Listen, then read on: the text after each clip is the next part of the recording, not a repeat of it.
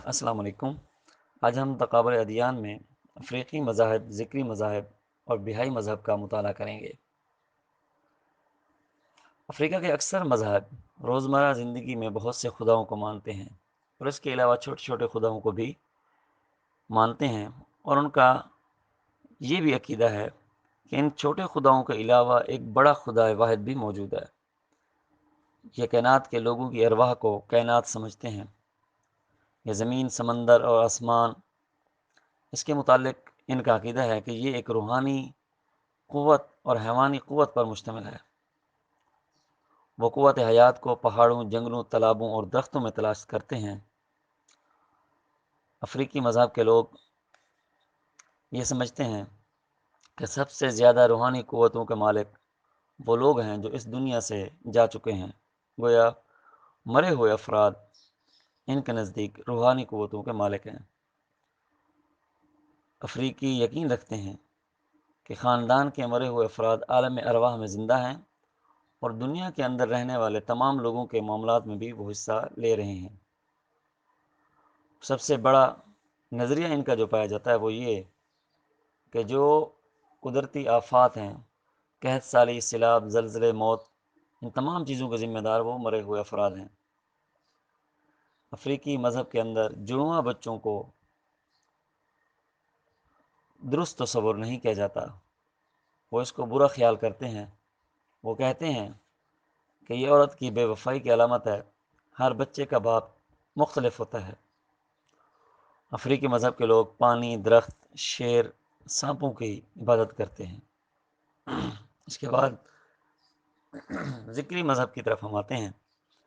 پاکستان کے اندر یہ مذہب پایا جاتا ہے، بلوچستان کے علاقے گوادر، تربت اور مکران میں۔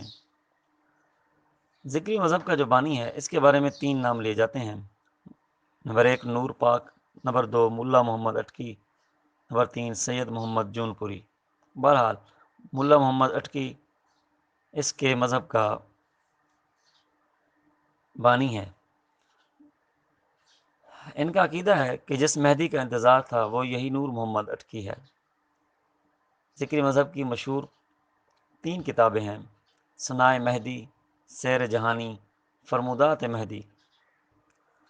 ذکری مذہب کے اس بانی نے اپنے آپ کو پھر رسول اور خاتم النبیین ہونے کا دعویٰ بھی کیا تھا۔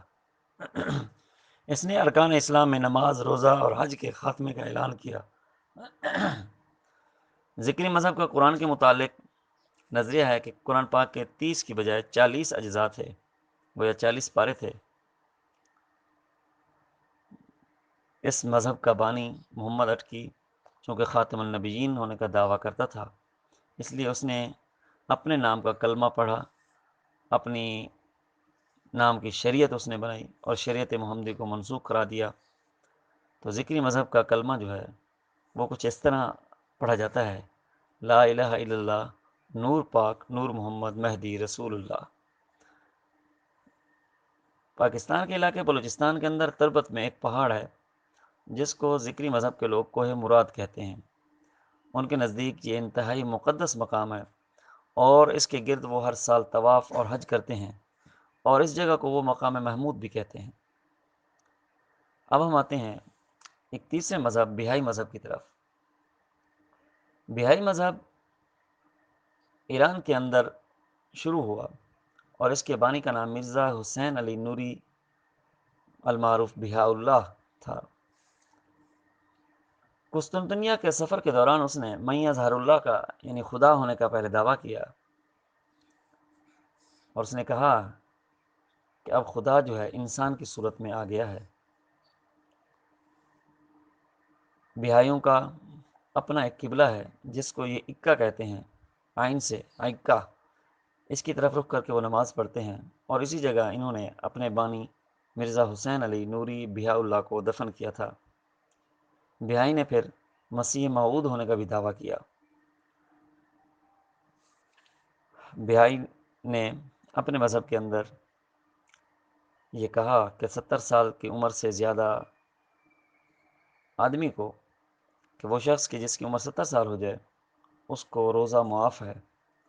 مردوں کے لیے اس نے ریشمی لباس کا پہننا جائز قرار دے دیا، اور یہ کہا کہ اگر میاں بیوی 1 سال تک الگ رہیں ایک دوسرے سے تو وہ ان کے اندر خود بخود طلاق واقع ہو جاتی ہے۔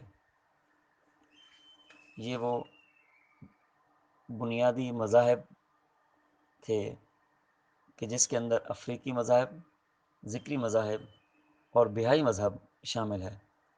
تو ہم یہ کہہ سکتے ہیں مختصر پوائنٹس میں کہ افریقی مذہب اجداد پرست ہیں، یہ آفات کے ذمہ دار اجداد کو کہلاتے ہیں، جڑواں بچے کی پیدائش کو اچھا تصور نہیں کرتے، اور یہ شیر، سانپ، درخت، ان کی یہ پوجا پاٹ کرتے ہیں۔